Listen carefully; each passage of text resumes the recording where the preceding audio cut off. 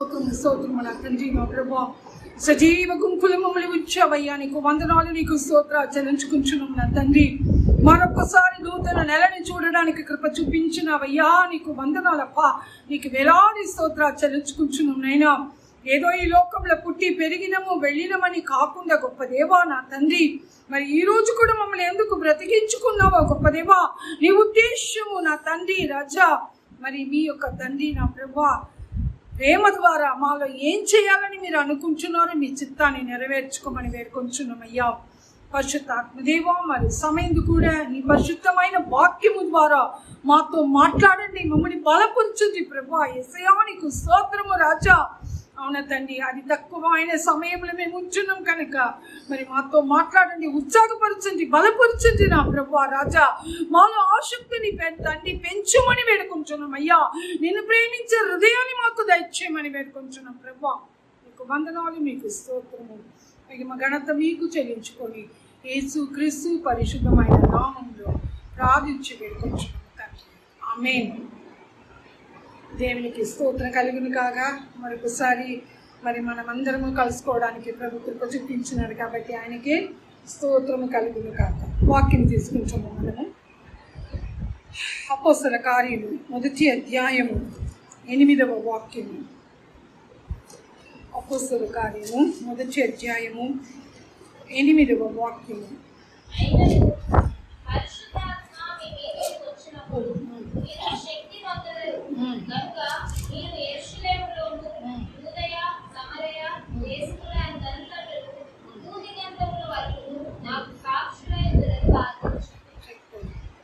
అందుకు ముందు వాక్యం చదువు, 6 వాక్యం చదువు, 5 వాక్యం, సారీ 5 మా అపోస్తల కార్యం 1వ అధ్యాయం 5వ వాక్యము. కాదుడా 5 చదువురా.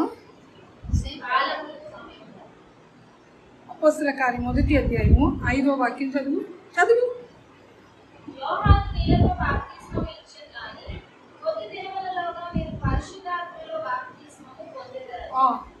కంటిన్యూ చేయి. కాబట్టి వారు కూడి వచ్చినప్పుడు ప్రభువా, ఈ కాలమందు ఇశ్రాయేలునకు రాజ్యము మరలా అనుగ్రహించెదవా అని ఆయన అడుగగా, ఆయన కాలములను సమయములను తండ్రి తన స్వాధీనమందు ఉంచుకొని ఉన్నాడు. చాలు, దేవునికి స్తోత్రం. ఇక్కడ మనం చూసినప్పుడు యేసుక్రీస్తు మరి మరణించి తిరిగి లేచిన తరువాత ఆయన ఏం చేశారన్నమాట, శిష్యులకు కొన్ని కార్యాలు అక్కడ చెప్తూ ఉన్నారు. ఇప్పుడు శిష్యులు ఎలా ఉన్నారు?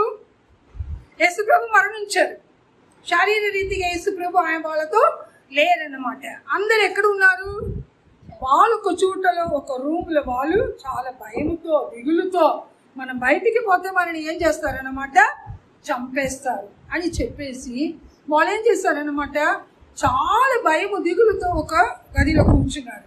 ఆ టైంలో యేసుక్రీస్తు వాళ్ళ మధ్యలో వచ్చేసి అప్పుడు ఆయన ఏమంటున్నారు, మీరు యెరూషలేముని వదిలి మీరు ఎక్కడికి వెళ్ళక్కర్లేదు, కానీ ఏందన్నమాట, పరిశుద్ధాత్మ మీ మీదికి వచ్చినప్పుడు, పరిశుద్ధాత్మ మీ మీదికి వచ్చినప్పుడు మీరు ఏం పొందుతారన్నమాట, శక్తి పొందుతారు. అంటే వాళ్ళలో ఇప్పుడు శక్తి లేదు, ఎవరి ముందు కూడా నిలబడాలంటే వాళ్ళ లోపల ఏమి లేదన్నమాట, ఇప్పుడు శక్తి లేదు, వాళ్ళలో శక్తి లేదన్నమాట. సో కాబట్టి ఇప్పుడు వాళ్ళకి కావాల్సింది ఏందన్నమాట, శక్తి. ఓకే, శక్తికి బలముకు తేడా ఏంటి? బలం అంటే ఏంటి, శక్తి అంటే ఏంటి? The power and strength. What is the meaning power and strength? శక్తి అంటే ఏంటి, బలం అంటే ఏంటి చెప్పండి. అయ్యయ్యో, యేసు బలం శారీరకమైనది, ఆ శక్తి ఇన్నర్ స్పిరిట్. చెప్పండి, రైటా? మీ అమ్మగారు కరెక్ట్గా చెప్తున్నారా? బలం అంటే ఏంటి, శక్తి అంటే ఏంటి చెప్పండి. శక్తి మనకి ఎందుకు, దేనికి కావాలా? శక్తి దేనికి కావాలి? శక్తి అంటే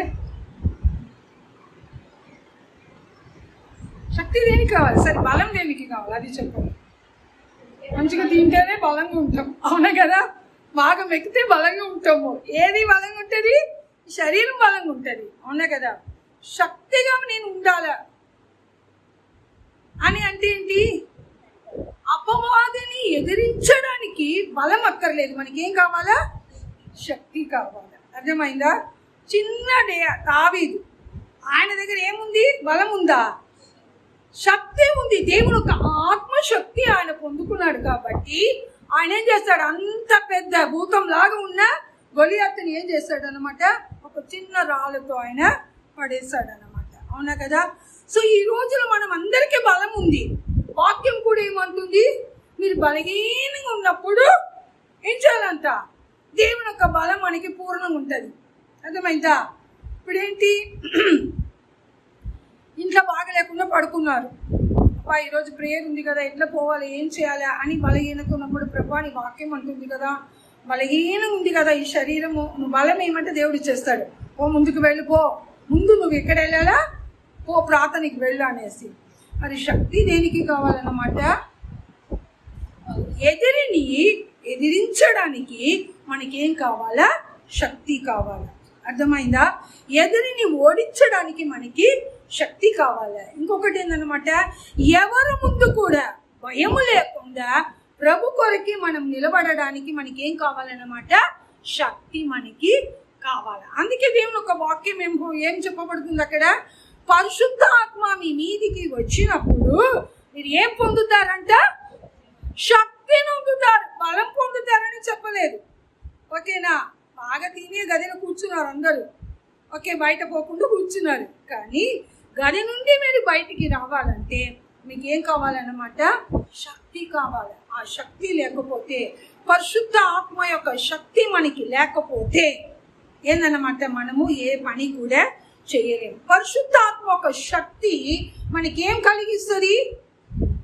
ఆత్మబలము కలిగిస్తుంది మనకి. అర్థమైందా మీకు? ఇప్పుడు నా మీదకి పరిశుద్ధాత్మ దిగి వచ్చింది, మీ మీదకి పరిశుద్ధాత్మ దిగి వచ్చిందంటే అప్పుడు ఏమవుతుంది? శరీరం బలహీనంగానే ఉంటుంది, కానీ ఆత్మలో మరి ప్రాణములో మనకి ఏందనమాట, మనకి తెలియకుండా ఒక శక్తి ఉంటుంది. కాబట్టి మనం ఏ విషయానైనా ఎదిరించడానికి దేవుడు మనకేం చేస్తాడనమాట? ఆత్మ బలము ఆయన అక్కడ ఇస్తారనమాట. సో ఇప్పుడు వీళ్ళు ఏం చేస్తారు? యేసు ప్రభు చెప్పినట్టే వాళ్ళందరూ అక్కడ కూర్చున్నప్పుడు ఇప్పుడు ఏమైంది? 2వ అధ్యాయంలో పరిశుద్ధాత్మ వాళ్ళ మీదికి దిగి వచ్చిందంట. 120 మంది అక్కడ కూర్చున్నారు. వాళ్ళందరి మీదట ఏమొచ్చింది? ఇప్పుడు పరిశుద్ధాత్మ వచ్చింది, అవునా కదా. పరిశుద్ధాత్మ ఎలాగొచ్చింది? చదవండి, 2వ అధ్యాయంలో ఏమున్నది? ఎలాగొచ్చింది చూడండి. 2వ అధ్యాయం చూడండి. పరిశుద్ధాత్మ వాళ్ళ మీదకి ఎలాగొచ్చిందంట? 3వ వాక్యం చదవండి. 2:3 2వ వాక్యం చదువుడు.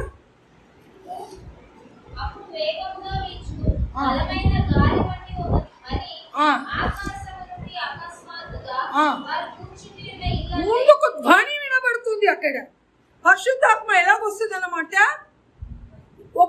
ఏ వ్యక్తి మీద పరిశుద్ధాత్మ వస్తుందో అక్కడ ఏముంటుంది అన్నమాట?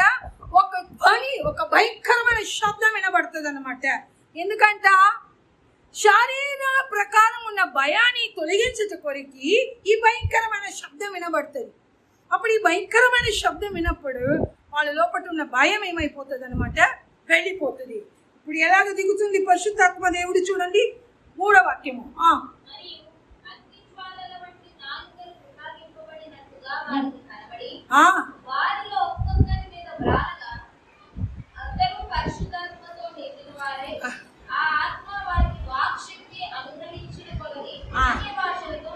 మాట్లాడారు, చూసారా?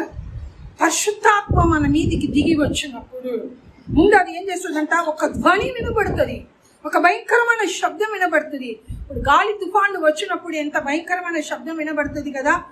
ఒక గాలి వచ్చిందని మనం చూస్తే అన్ని మొత్తము ఎగిరిపోతుంది, ఏదో గాలి వచ్చిందంటే. సో ఆ గాలి వచ్చినప్పుడు అక్కడ భయంకరమైన శబ్దం వినబడుతూ ఉంటే మనం ఏం చేసుకుంటున్నాం? ఏదో తుఫాను రాబోతుంది, మనం అందరం కొంచెం జాగ్రత్త పడి ఉండాలని చెప్పేసి.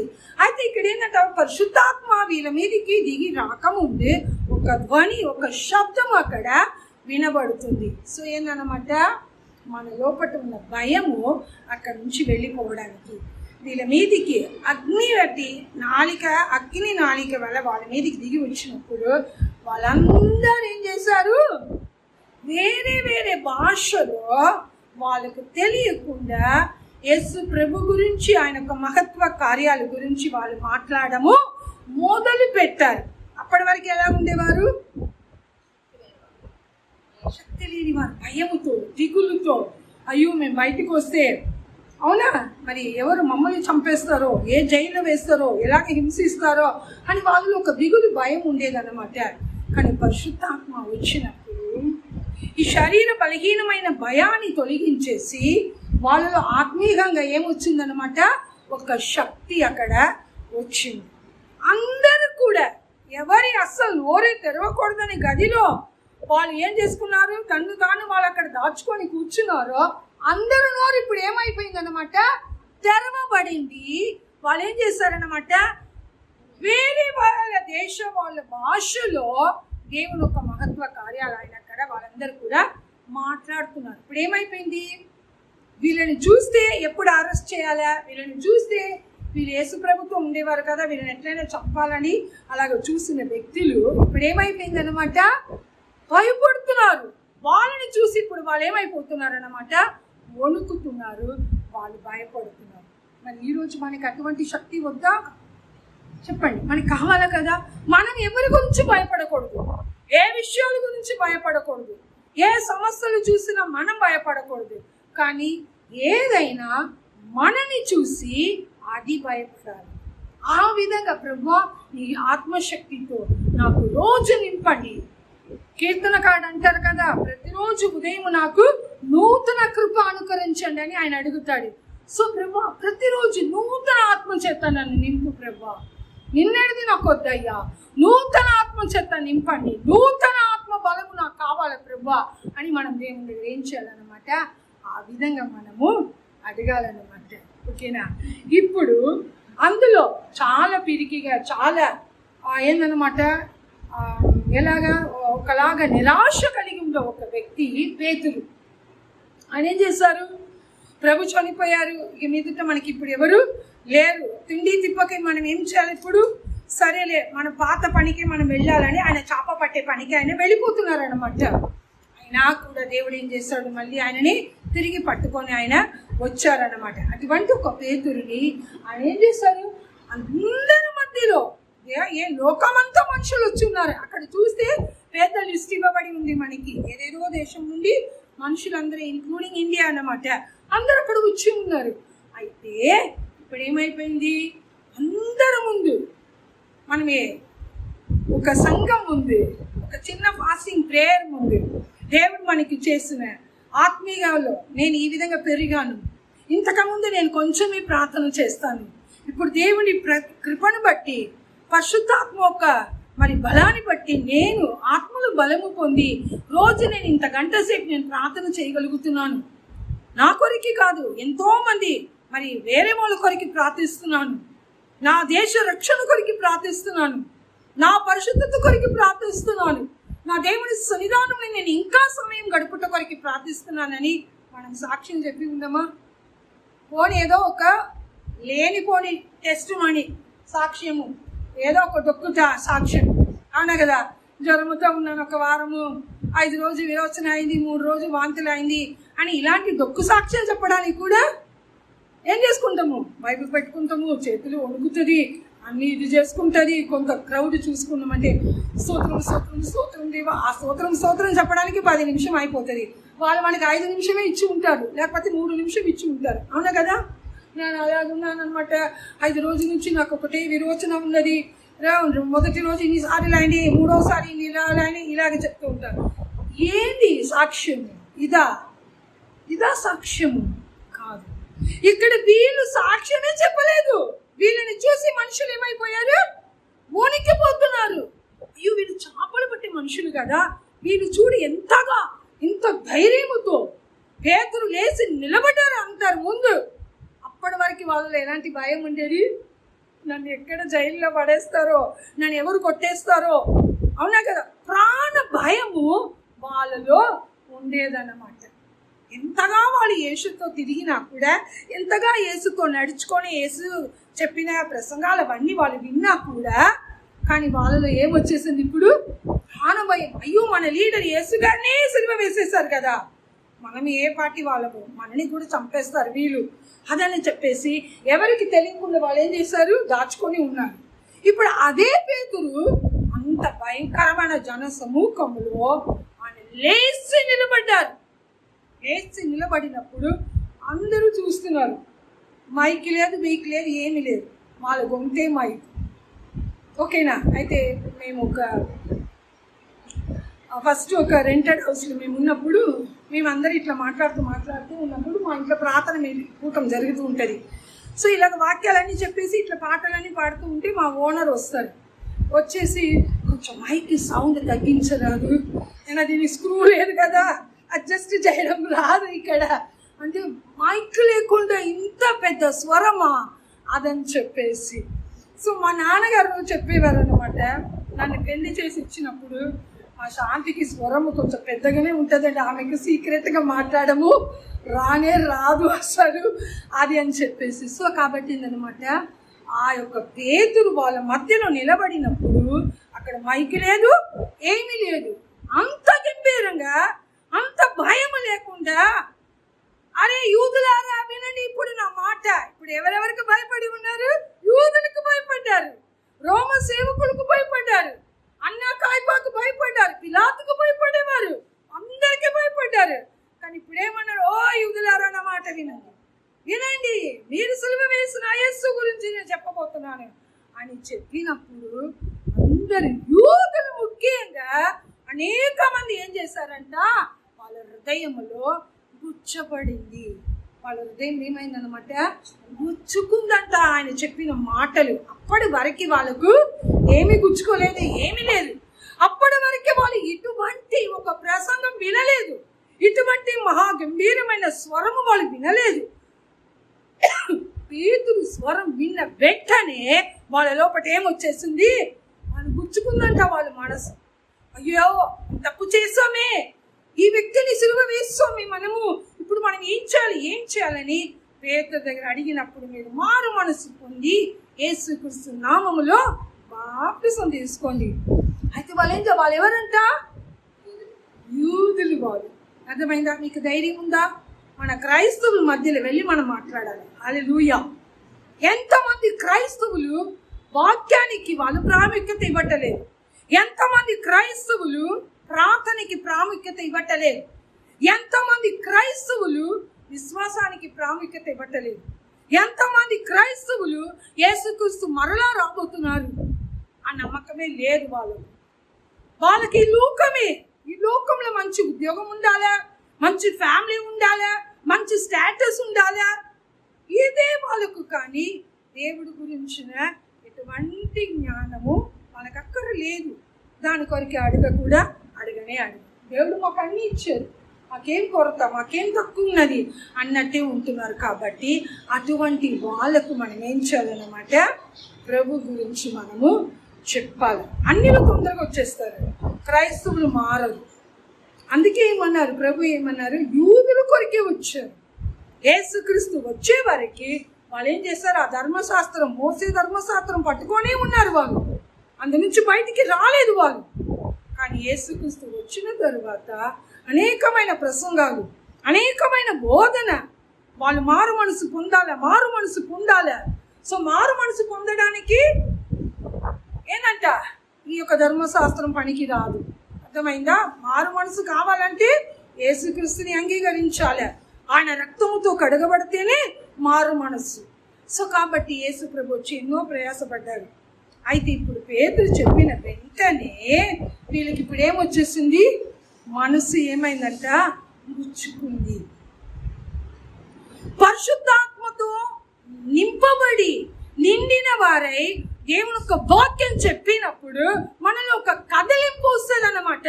మనలో ఏమొస్తుంది అన్నమాట, ఒక భయం వచ్చేస్తుంది.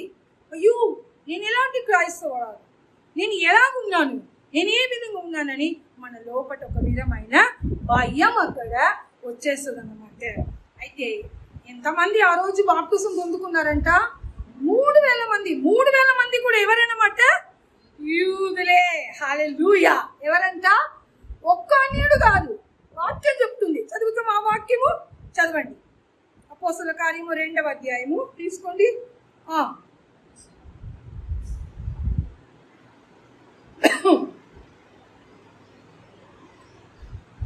చదవండి. 36వ వాక్యం నుండి చదవండి దయచేసి.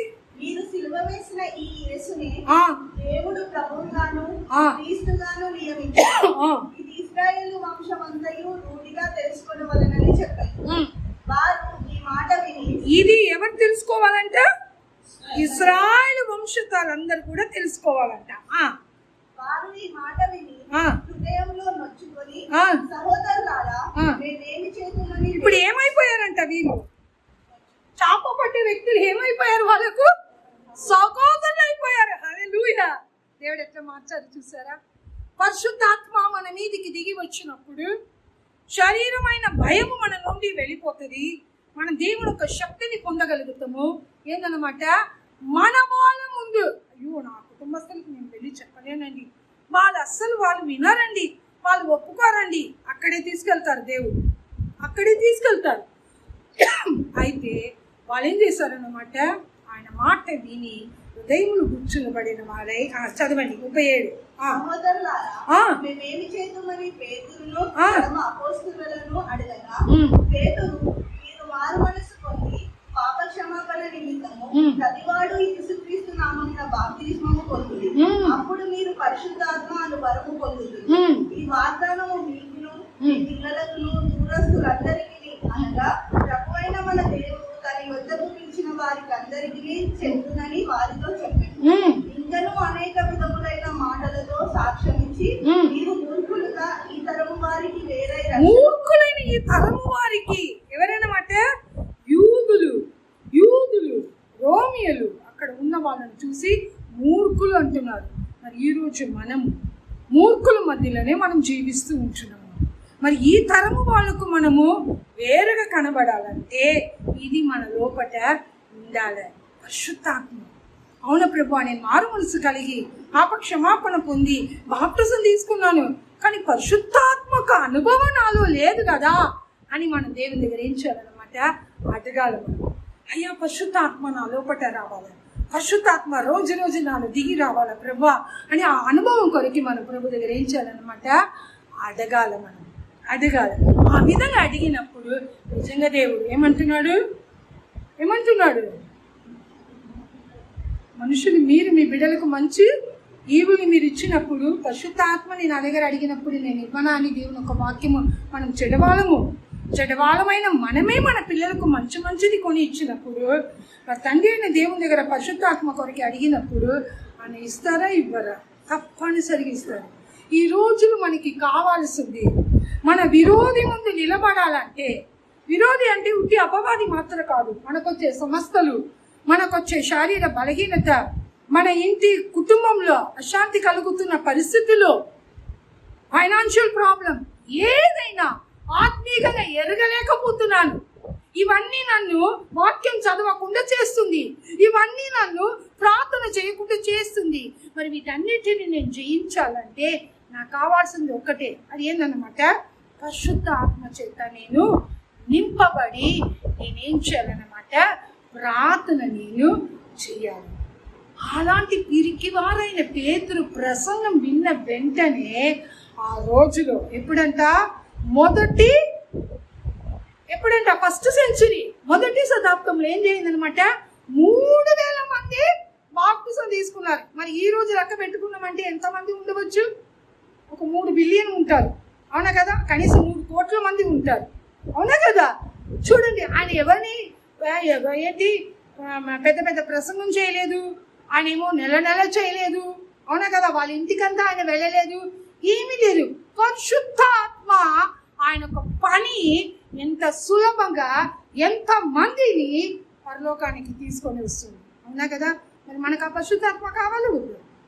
నా వల్ల ఎక్కువ ప్రార్థన చేయలేకపోతున్నాను, నేను ఉపవాసం ఉండలేకపోతున్నాను, నేను ఎక్కువ దేవుని యొక్క వాక్యము నేను చదవలేకపోతున్నాను, ధ్యానం చేయలేకపోతున్నాను, కొద్దిగా సేపు కూర్చుంటే నాకు చాలా డిస్టర్బెన్స్ అవుతుంది, నా మైండ్లో ఏమేమో తిరుగుతుంది, నేను కంటిన్యూ చేయలేకపోతున్నాను. అడుగు పరిశుద్ధాత్మని, నాకు పరిశుద్ధాత్మ కావాలి, నాకు పరిశుద్ధాత్మ కావాలి ప్రభా. నీ పరిశుద్ధాత్మతో నన్ను నింపయ్యా, నన్ను నింపు ప్రభా. ఖాళీగా ఉన్నాను, అందుకే నేను ఎక్కువ చదవలేకపోతున్నాను. ఖాళీగా ఉంది నా పాత్రము, అందుకే నేను ఎక్కువసేపు భారముతో, బాధతో, వేదనతో ప్రార్థన చేయలేకపోతున్నానయ్యా. ఈ పరిశుద్ధ ఆత్మ నాకు కావాలయ్యా, ఈ పరిశుద్ధాత్మక నింపుదలు నాకు కావాలా. నా మీద దిగు అయ్యా, రోజు రోజు నా మీదకి ఏం చేయాలన్నమాట, దిగువయ్యా అనేసి మనం దేవుని దగ్గర అడగాలి. అదే పేతురు 4వ అధ్యాయం తీసుకోండి, 4 చదవండి, 1 నుండి. వారు ప్రజలతో మాట్లాడుచుండగా యాజకులను, దేవాలయపు అధిపతియు, సద్దుకయ్యులను వారు ప్రజలను బోధించుటయు, యేసును బట్టి మృతులలోంచి పునరుత్థానము కలుగునని ప్రకటించుటయు చూచి కలవరపడి వారి మీదకి వచ్చి వారిని బలాత్కారంగా పట్టుకుని సాయంకాలం అయినందున మరునాటి వరకు వారిని కావలిలో ఉంచారు. వాక్యము వినిన వారిలో అనేకులు నమ్మిరి. వారిలో పురుషుల సంఖ్య ఇంచుమించు 5,000 మంది, 5,000 పీపుల్. ఎవరంట? పురుషులు మాత్రం అంట. మరి స్త్రీలు ఎంతమంది విన్నారో తెలియదు. వాళ్ళ మాట విని విశ్వసించారని వాక్యం ఉన్నది. వాళ్ళు ఏం చేశారంట? పుట్టి వినుట కాదు, ఆ మాట విని వాళ్ళు విశ్వసించిన వారు 5,000 మంది. అంటే ఆ రోజులో ఎంత జనసమూహం ఉండవచ్చు, అవునా కదా? సో చాలానే పబ్లిక్ ఉండేవారు అనమాట ఆ రోజులో. 5,000 మంది వాళ్ళు విన్నారనమాట. అయితే చూసారా, దేవుని ఒక గొప్ప కార్యము. వీళ్ళు ప్రసంగం చేయకూడదు, వీళ్ళు ప్రజలలో తిరగకూడదు అనేసి వీళ్ళని తీసుకుపోయి చెరసాలలో వేసేశారు. ఇలా అంతకుముందే అన్ని చేసి వచ్చేసారు వాళ్ళ పని. 5,000 మంది విని వాళ్ళు ఏం చేశారంట? విశ్వసించారని. అయితే అధికారులకు ఇప్పుడు భయం వచ్చేస్తుంది. అధికారులకు ఏమొస్తుందంట? భయం వచ్చేస్తుంది. అటువంటి భయంకరమైన రోజులో మీరు నేను ఉంటున్నారు. మత్తయి సువార్త 24, దయచేసి మనం తీసుకొని ఒక వాక్యం చదివి మళ్ళీ ఇక్కడికే వస్తున్నాం. మత్తయి సువార్త 24 వాక్యం తీసుకోండి, చదవండి. మత్తయి సువార్త 24 9వ వాక్యము. అప్పుడు జనులు మిమ్మల్ని ఏం చేస్తారన్నమాట? శ్రమలు పాలు చేసి మిమ్మల్ని చంపేదారు. వేషింపబడతారు. చాలమ్మా, ఏందన్నమాట? అప్పుడు మనుషులు మిమ్మల్ని ఏం చేస్తారంట? చంపుతారు. మిమ్మల్ని శ్రమలు పాలు చేసి చంపుతారు. అందరి చేత మనం ఏమైపోతాం అన్నమాట? చీ అని అసంగించుకుంటారు. మనని చూసి ఎవరికి ప్రేమ ఉండదు, మనని చూస్తే ఎవరు మన దగ్గర వచ్చి మాట్లాడరు, మనని దేనితో పాటు వాళ్ళు కలుపుకోరు అనమాట. సో అలాగా మనని రిజెక్ట్ చేస్తూ ఉంటారు. కాబట్టి మరి దేవునికి వందనాలు చెల్లించాలి. మరి అటువంటి పరిస్థితి అది త్వరలోనే రాబోతుంది. నిలబడగలుగుతామా? ఇంటి వారు చీ అంటారు, సంఘము చీ అంటది, ఇరుగు పొరుగు వాళ్ళు చీ అంటారు, ఒంటరి వాళ్ళమై ఉంటాం. ప్రభువానికి స్తోత్రము, నీ వాక్యము నాలో నెరవేరుతుందప్ప, నీకు వందనాలు. శ్రమలు పాలు చేస్తారు, మనల్ని హింసిస్తారు, బాధ పెట్టిస్తూ ఉంటారు. దేవానికి స్తోత్రము. చివరికి వాళ్ళు ఏం చేస్తుంటారన్నమాట? చంపడానికి వాళ్ళు రెడీ అయిపోతారు. రెడీగా ఉంటారు. దేవునికి స్తోత్రము. అలాంటి పరిస్థితులు మనం ఉంటున్నాం కనుక మరి దేవునికి వందనాలు. మరి ఇటువంటి అనుభవం మనకు కావాలా వద్దా? వీరు పరిశుద్ధాత్మ చేత నింపబడిన వాళ్లకు యేసుక్రీస్తు చెప్తున్నారు అక్కడ. అర్థమైందా మీకు? పరిశుద్ధాత్మ చేత నింపబడ్డారు కనుక చివరి రోజులో ఇలాంటి కార్యాలు మీకు జరుగుతుంది కనుక మీరు ధైర్యం తెచ్చుకోండి అని వాళ్ళని బలపరుస్తున్నారు. అదే ప్రసంగం. మరి ఈరోజు మా అందరి ప్రసంగాలు ఎలాగుంటుంది? రేపు ఆదివారం ఎలాంటి ప్రసంగం వినబోతున్నామో తెలియదు, అవునా కదా? ఏదో ఒక మాట తీసుకుంటాము, దేవుడు నిన్ను ధైర్యపరుస్తాడు, బలపరుస్తాడు, దేవుని దగ్గర రండి, దేవుడు నిన్ను స్వస్థపరుస్తాడు, అవునా కదా? దేవుడు నిన్ను ఆశీర్వదిస్తాడు. ఇది వద్దు. ఇది విని ఏమైంది? చెవుడైపోయింది. ఇది అక్కర్లేదు. ఇప్పుడు ఆయన రాకడ అది సమీపం ఉంటుంది కనుక నన్ను నేను ఆయన రాకడ ఎత్తబడుట కొరికి ఏ విధంగా నేను సిద్ధం అవ్వాలి, ఆ రాజ్యంలో ఉండుట కొరికి నేను ఏ విధంగా నేను సిద్ధం అవ్వాలి. ఒకవేళ విడవబడిన గుంపులు ఉంటే, ఎంతమంది ఎత్తబడ్డ గుంపులు ఉంటామో, ఒక్క అనోకు ఎత్తబడ్డాడు, ఒక్క ఎలీషా గారు ఎత్తబడ్డారు. అవునా కదా? వాక్య ప్రకారంగా ఎంతమంది దైవజనులు ఉన్నారు, ఎంతమంది ప్రవక్తకులు ఉన్నారు, కానీ వీరిద్దరే ఎత్తబడ్డారు. మరి ఇలాంటి ఇంతమంది గుంపులో మనం ఎంతమందిని ఎత్తుకోపోతారో మనకి తెలియదు. అవునా కదా? మరి మనం ఎంతగా దేవుల్లో మనము బలపడి ఉండాలి, మనం ఎంతగా దేవుల్లో మనము స్ట్రాంగ్గా ఉండాలి. దేవుని యొక్క బలము, దేవుని యొక్క శక్తి పొందుకొని మనం ఎంత స్ట్రాంగ్గా మనము ఉండాలి. అపవాదిని ఎదిరించుట కొరకి మనని మనం ఏం చేసుకోవాలన్నమాట, సిద్ధము చేసుకోవాలి. మళ్ళీ అపోస్తల కార్యానికి రండి, 4వ అధ్యాయము తీసుకోండి. 4వ అధ్యాయము 13 వాక్యం చదవండి. ఇక్కడ నుంచి చదువుదా, 12 నుంచి చదువు. మరి ఎవరి వలనను రక్షణ కలుగును? ఈ నామముననే మనము రక్షణ పొందవలెను గాని ఆకాశము క్రింద మనుషులలో ఇవ్వబడిన మరి ఏ నామమున రక్షణ పొందలేమని. చదువు. వారు పేతురు యోహానుల ధైర్యమును చూచినప్పుడు వారు విద్య లేని పామరులు. హల్లెలూయా. ఏంటి 50 డిగ్రీలు పెట్టుకున్న వాళ్ళు కాదు, వాళ్ళు కనీసం ఫస్ట్ క్లాస్ కూడా లేదు. ఓకేనా? వాళ్ళకి అస్సలు అది కూడా రాదు, ఏబిసిడి రాదు. కానీ వాళ్ళ ప్రసంగం ఎట్లుందంట, అదురుతుంది, ఇట్లా ఉరుములు మెరుపులాగా ఉంది వాళ్ళ యొక్క ప్రసంగాలు అన్నమాట. అదే విద్య లేని వాళ్ళు కదా, వీళ్ళకి అస్సలు చదువు రాదు కదా, ఏ చదువు రాదు కదా, వీళ్ళలో ఇంత భయంకరమైన బలమా, శక్తియా, చచ్చే వీళ్ళని చూసి మనం భయపడుతున్నామా, వణుకుతున్నామా, అయ్యో ఆ యేసుక్రీస్తు గురించి చెప్పకూడదు, ఇంకా ఎక్కడ పోయి ప్రసంగం చేయకూడదు అని వీళ్ళని చూసి భయపడుతున్నామా? ఎవరంట వాళ్ళు? పరిసయ్యులు. అవునా కదా? శాస్త్రీయులు. అక్కడేందన్నమాట, మరి చర్చ్ ప్రీస్టులు బాగా ధర్మశాస్త్రము చదివి చదివి చదివి వాళ్ళ శరీరం మొత్తం అదే ఉన్నది, భయంకరంగా చదివిన వాళ్ళు వీళ్ళని చూసి ఏమైపోతున్నారు, వణుకుతున్నారు, భయపడుతున్నారు. చదువమ్మా.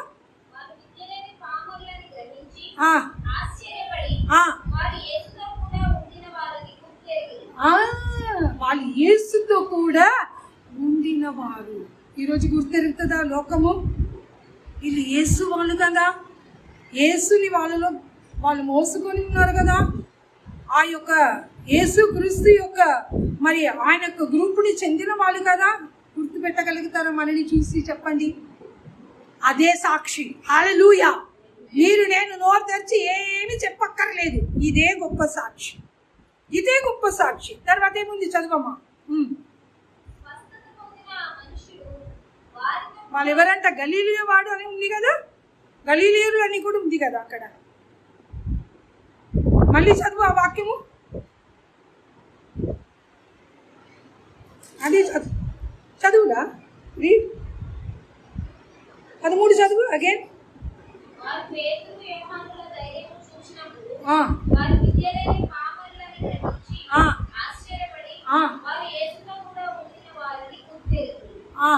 అంతేనా? గలీలీ వాళ్ళు అని లేదా అక్కడ? ఓకే, అంటే మీ బైబిల్లో మిస్ అయిందో ఏమో మరి. సరే ఉండని. అయితే వీళ్ళు గలీలీస్తులు కదా. ఈరోజు మనని చూసి అరే వీళ్ళు నిన్న నుండి వీళ్ళు హిందూస్ కదా, వాళ్ళు నిన్న నుండి యేసుని ఎరగని వాళ్ళు కదా, యేసు అంటే వీళ్ళకి తెలియదు కదా, అలాంటి వాళ్ళ అనేసి మనని చూసి వాళ్ళు ఏం చేయాలన్నమాట, సాక్ష్యము చెప్పాలి. నిన్నటి వరకు వాళ్ళ యేసు గురించి తెలియదు, ఈరోజు ఇంత భయంకరంగా వాళ్ళు ఉన్నారే, ఇంత భయంకరంగా యేసు కొరకి వాళ్ళు నిలబడుతున్నారే, ఇంత భయంకరంగా యేసు గురించి వాళ్ళు చెప్తున్నారే అని లోకములో మనుషుల్లో ఏముండాలన్నమాట, ఒక భయము రావాలి. 3 చెప్తున్నారు. వీళ్ళు విద్య లేని వాళ్ళు, చాలా పేదరికంలో ఉన్నవాళ్ళు, వీళ్ళ దగ్గర ఏంటి అందస్తు ఆస్తి పాస్తులు ఏమీ లేదు, యేసుతో ఉండేవారు. తర్వాత వాళ్ళు గలీలియాకు చెందిన వాళ్ళు. అంటే ఏంటంట, గలీలీస్తులందరూ వాళ్ళు ఏం చేసేవారు, చాప పట్టేవారు. అర్థమైందా? వాళ్ళకి వేరే ఏ పని తెలియదు, జాలరులు వాళ్ళు.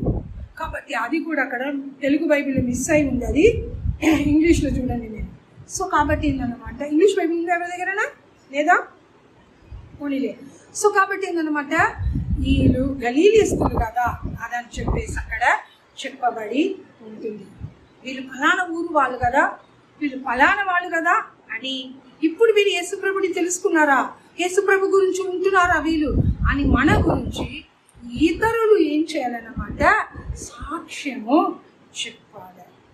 అదే మనకి ఈరోజు కావాలి, అదే ఈరోజు కావాలి. ప్రభా, పరిశుద్ధాత్మ నాలో దిగి రావాలయ్యా.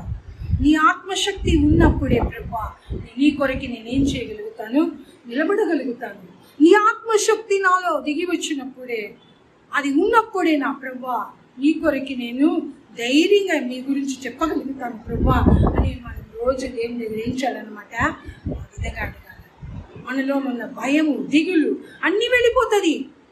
అది శరీర బలహీనత, అదన్నీ వెళ్ళిపోతుంది. కానీ ఆత్మలో ఒక విధమైన ధైర్యము, ఆత్మలో ఒక విధమైన బలము ప్రభు మనకేం చేస్తాడు అన్నమాట, ఆయన అనుకరిస్తాడు. మరి ఇది అపోస్తల కార్యంలో ఒక వాక్యం మనం తీసి చదువుకుంటాము. 7వ అధ్యాయం రండి. పాత నిబంధన ఒక వ్యక్తి ఉన్నారు, ఆయన గురించి మనము అక్కడ చూస్తాం. ఓకేనా? 22వ వాక్యం చదవండి. 7:22.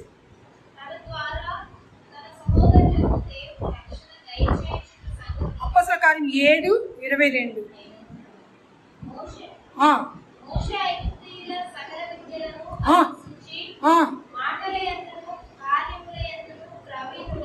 ప్రవీణుడే ఉన్నాడు. ఆయన చాలా ఏందన్నమాట, చాలా గొప్ప వ్యక్తిగా ఉన్నాడు. మాటలైనా ఇలాంటి విద్యలైనా ఆయన చాలా టాలెంటెడ్ పర్సన్గా ఉన్నాడు. కానీ మనము నిర్గమకాండ 3వ అధ్యాయం చూసినప్పుడు ప్రభు అంటున్నాడు, నువ్వు సరి అయిన వ్యక్తి అయ్యా, నువ్వే ఎక్కడ పోవాలా, ఫారోన్ రాజు దగ్గర వెళ్ళాలా, ఓకేనా, అక్కడ నుంచి మరి నా జనులని విడిపించుకొని రావాలన్నప్పుడు ఆయన ఏమంటున్నాడు, మాట సరిగా రాదు అని అంటున్నాడు. చూసారా, ఇక్కడ ఏముంది, సకల విద్యలు నేర్చుకున్నవాడు, బాగా మాట్లాడేవాడంట, టాలెంటెడ్ మ్యాన్, ఈజ్ గొప్ప ఇంజనీర్ కూడా. మోసెస్ టాబర్నకల్ కట్టడానికి ఏందన్నమాట, మోసెస్కి దేవుడు ఆజ్ఞాపిస్తున్నాడు, ఇలాగ కట్టాలి, ఈ మూలకి ఇది ఉండాలి, అక్కడ అది ఉండాలి, ఇది ఉండాలని మెజర్ చేసి చెప్తున్నారన్నమాట. కానీ ఆయన చదివినది మొత్తము ఆయన నుండి తీసివేసేసాడు దేవుడు. హల్లెలూయా. ఆయనలో ఉన్న విద్యం అంతా కూడా వెళ్ళిపోయింది, ఆయనలో ఉన్న సమస్త బుద్ధి మొత్తము వెళ్ళిపోయింది. దేవుని యొక్క జ్ఞానము చేత నింపబడి దేవుని యొక్క మందిరం కట్టేయడానికి ఆయన వాడుకుంటున్నాడు. దేవుని యొక్క జనులని విడిపించుకొని రావడానికి మోసేని దేవుడు వాడుకున్నాడు. ఐగుప్తు దేశంలో ఏమేమి నేర్చుకున్నాడో సమస్తం ఆయన మర్చిపోయేటట్టు ప్రభు అక్కడ కార్యం చేశాడు. ఇక్కడ పేతురు, యోహాను వాళ్ళు విద్య అసలే లేనివారు, కానీ వాళ్ళు యేసుతో ఉండేవారు. అర్థమైందా? మోసే అన్ని చదివినవాడు, కానీ ఆయన యేసుతో లేదన్నమాట. అవునా కదా? సో కాబట్టి దేవునికి స్తోత్రము.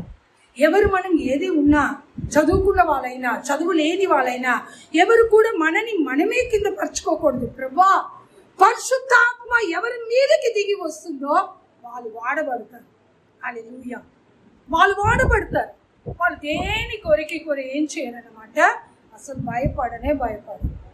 అస్సలు వాళ్ళలో భయం అనేది అక్కడ ఉండదన్నమాట. కాబట్టి ప్రభా, నీ పరిశుద్ధాత్మ నాలో దిగి రావాలయ్యా. ప్రతిరోజు అడగాల, ప్రభా నాకు రావాలా, ఈరోజు నాకు కావాలయ్యా, నీ ఆత్మ చేత నింపు ప్రభా.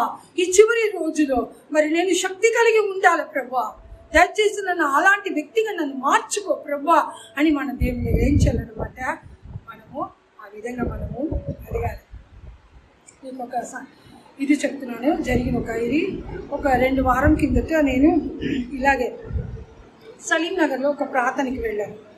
సలీం నగర్లో ప్రార్థనకి వెళ్ళినప్పుడు అక్కడ కొన్ని ముస్లిమ్స్ వాళ్ళు అక్కడ ఉంటారు.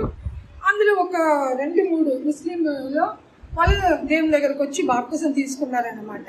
అయితే వాళ్ళు ముస్లిమ్స్లోనే తీసుకొస్తారు, మా వాళ్ళు రక్షింపబడాలి, మా వాళ్ళు దేవుని ఏం చేసుకోవాలా తెలుసుకోవాలని. సరే వాళ్ళు కొంతమందిని తీసుకొచ్చారు. దాదాపుగా ఒక 18 నుండి 20 మంది కూర్చున్నాం. మగవాళ్ళు కూడా వచ్చారు అనమాట. అందరం మేము ఇట్లా కూర్చున్నాము. సో వాళ్ళకు ఈ వాక్యమే చెప్పాను, ఈ పేదరు గురించే చెప్పాను. పేదరు ఎలాగా యూదుల దగ్గర ఆయన మాట్లాడారు, ఎంత ధైర్యంగా మాట్లాడారు, మరి దేవుడు ఏం చేశారన్నమాట, గొప్ప కార్యము చేశారని చెప్పేసి. అయితే ఆ రోజు జరిగిన సంఘటన ఏంటంటే, 2-3 బాప్టిజం తీసుకున్న వాళ్ళు మరి నన్ను వాళ్ళు ఏం చేస్తారు, ఒక గదిలో వేసి బయట తాళం వేసేసారు. మీరు ఇక్కడే ఉండి, మీకు నీళ్ళు కూడా మేము ఇవ్వము, మీరు ఇక్కడే ఉండి చనిపోవాలి. ఒకవేళ మీరు 24 గంటలు నీళ్ళు కూడా తాగకుండా అలాగే మీరు ఉంటే అప్పుడు మేము మేము వింటాము, అప్పుడు మేము ఆ యేసు మసీకి మేమేం చేస్తాము, లోబడతాము అదని చెప్పేసి. ఎండ భయంకరంగా ఉంది. పొద్దున ప్రార్థన అది 11 గంటలకు ఉండేది.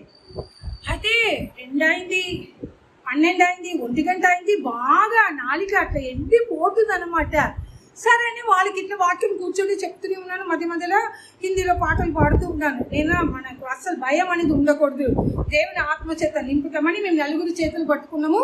బాగా ప్రార్థనే ఉన్నాము. అంతలో పూట ఒక ఆమె ఏమైపోయింది, పాపం ఆమె బాగా తప్పిగా ఆమెకు భరించలేక ఏమైపోయింది, తల తిరిగి కింద పడిపోయింది. ఆమె పడిపోతే మళ్ళీ మిగతా ఉన్న 2 కూడా, అయ్యో సిస్టర్ మనము వాళ్ళ దగ్గర మనం ఇది చేసుకుంటాము, నీళ్ళు ఇవ్వమని అడుగుతాము. ఇప్పుడు మనం నీళ్ళు అడిగినామంటే మనం వాళ్ళకు లొంగినట్టే అవుతుంది.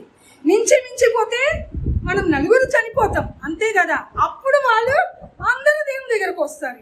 మరి ఏది కావాలా, నీళ్ళు తాగి ఈ శరీరాన్ని బ్రతికించుకోవాలా, లేకపోతే ఏది లేకుండా వాళ్ళందరినీ దేవుని దగ్గర తీసుకురావాలా, మీరే నిర్ణయించుకోండి అని కూర్చుంటే మళ్ళీ ఇంకొక ఆమె కూడా అలాగే పడిపోయింది. మళ్ళీ నాకు కూడా ఒకలాగా నీరసం అయిపోతున్నాను, కళ్ళంతా ఒకలాగా తిరుగుతుంది. అప్పుడు నా ప్రభువా, ఇప్పుడు నీ బలం కావాలా, నీ శక్తి ఉన్నది మాలో, కానీ మాకు కావాల్సింది నీ బలము. బలహీనమైన శరీరంలో నీ బలం ఇస్తావన్నా కదా అని ఏం చేస్తాను, బలహీన సమయములో నీ బలముతో నింపుమయ్యా, బలహీన సమయములో నీ బలముతో నింపుమయ్యా,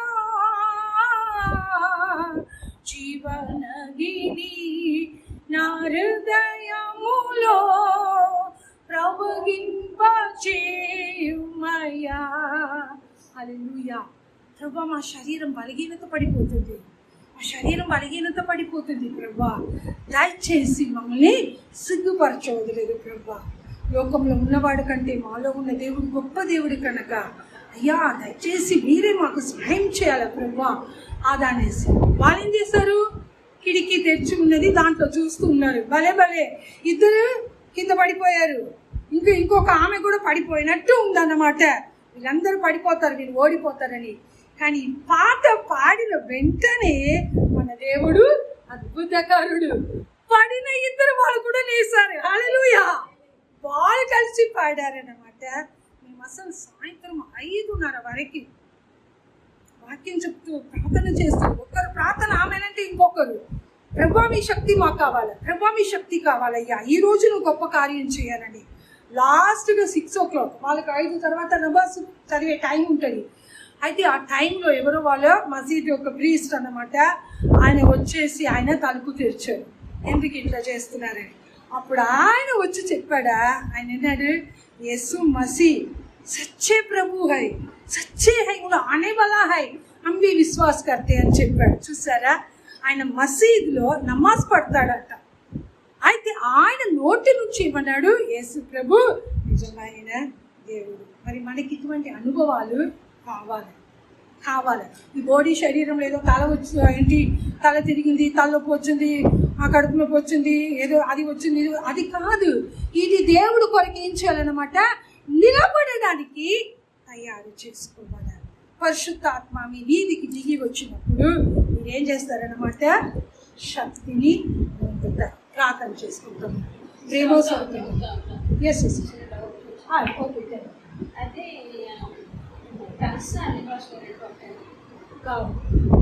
టంగ్స్ ఎప్పుడు వచ్చింది మీకు తెలుసా? టంగ్స్ అనేది మీకు 13th centuryలో స్టార్ట్ అయింది. టంగ్స్ అనేది ఏంటన్నమాట, కొంతమంది బైబిల్ కాలేజ్ స్టూడెంట్స్ వాళ్ళు ఏం చేస్తున్నారు, యూరోప్లో ఒక చోట